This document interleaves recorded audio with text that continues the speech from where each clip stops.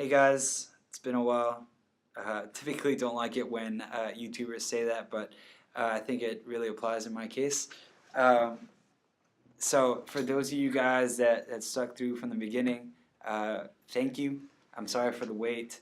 Um, seeing y'all's comments, after a while, just like seeing I make more videos, or you probably won't see this, but made me want to start doing them again, as well as there's people around me that are wanting to learn guitar, and I want them to have, I guess, a familiar face to come back to and to see how I would do it. So yeah, this is kind of like a channel reintroduction. We'll go over some chords here in a little bit. My philosophy now, after playing for a while, is play what's simplest and play what sounds best. So hopefully it helps you. Before I had remembered somebody commented that I could play guitar, but I wasn't that great of a teacher, so which was probably accurate as well. Hopefully now I'm not only a better guitar player, but a better teacher. So we're about to jump into some chords. They might be a little basic for some of you, but we'll go through the chords that I use on a regular basis and some of their variations. We'll go through the key of G first. Alright, so the first chord that we're going to go over is the G. And like I said, I like to play what's simple and what sounds best. If you want to use these, you can use these. If you've already learned this chord a different way, then by all means play what works for you. But this is how I do it.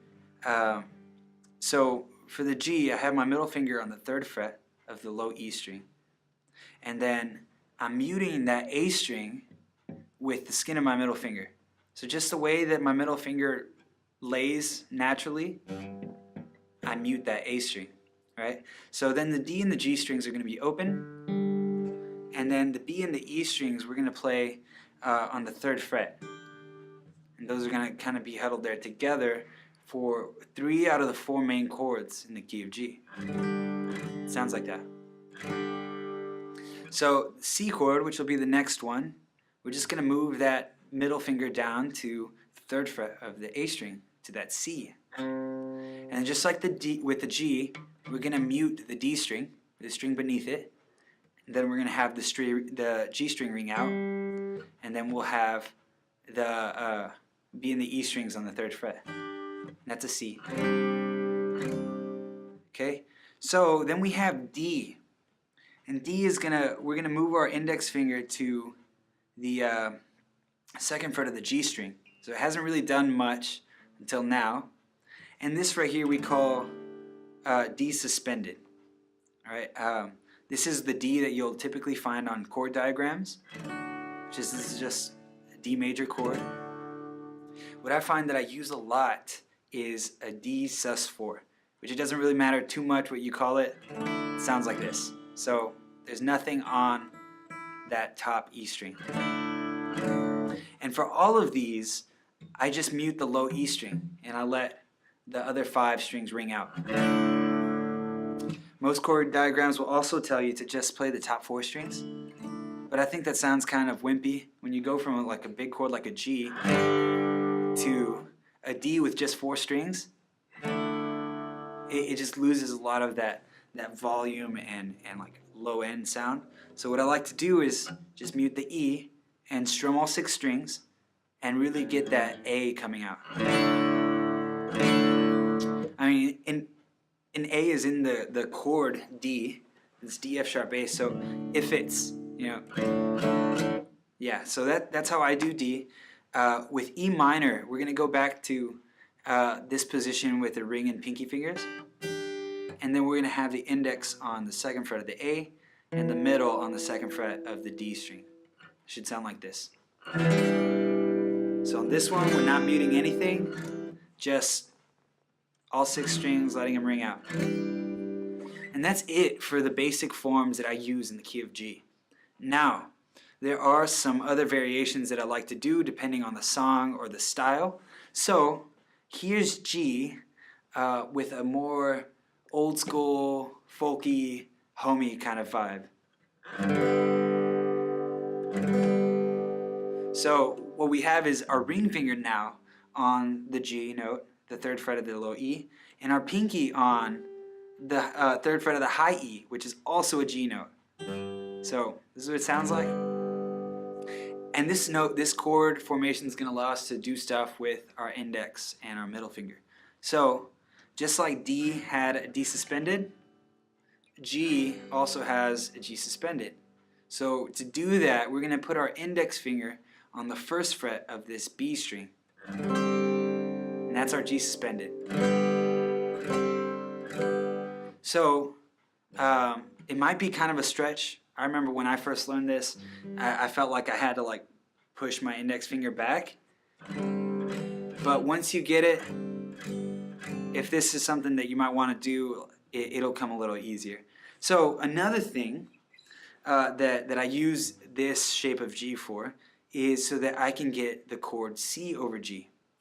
In slash chords, when you have one letter and then a forward slash and another letter, that just means that the second letter is going to be the one that's in the bass. So if we have a D over F sharp, that means that it wants us to do an F sharp in the bass. So it'll look like this. Or playing the D sus4 that I like to play just with different fingers, you can do this and bring your index finger up to the F sharp. Right? So that's what slash chords are if you don't know what they are. So this C over G, it just means that we're going to have a C chord with a G in the bass. So go into our G, the low and the high. What we're going to do is we're going to put our middle finger on the 2nd fret of the D string and our index finger back where we suspended it, the 1st fret of the B string, and it should sound like this. So also, even though this is I'm playing G with a different finger, I'm still muting that A string, so make sure that that is not heard. And unless you have like large hands and you're able to reach these notes, it'll just happen naturally that you mute the A string, just the way that it lays. So you can use these, songs will typically bounce back and forth. So like,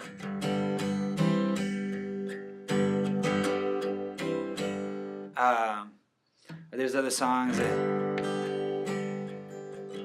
for the G suspended.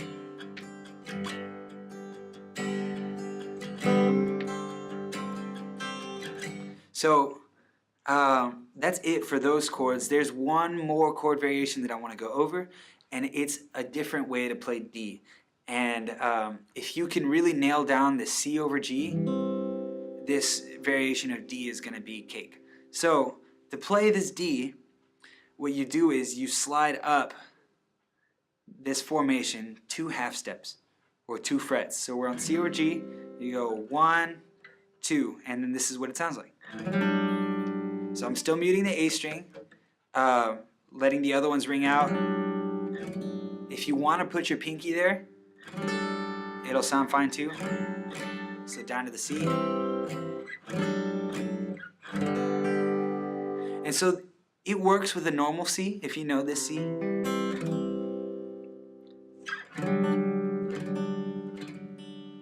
It works like that too, and notice that I'm muting the E string. So you can do that. However, if I'm playing in the key of G and I'm playing these chords,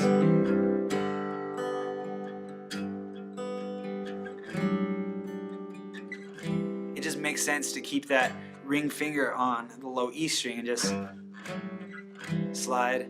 And I never really have to switch strings.